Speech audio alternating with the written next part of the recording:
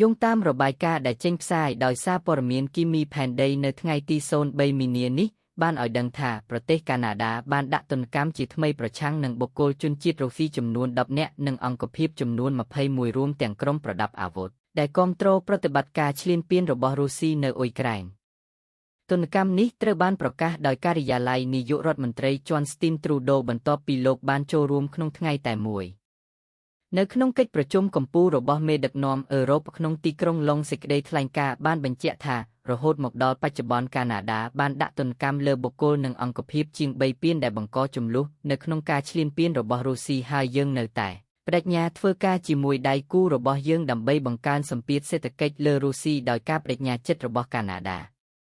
ចំពោះអ៊ុយក្រែនមិនផ្លាស់ប្ដូរនោះទេ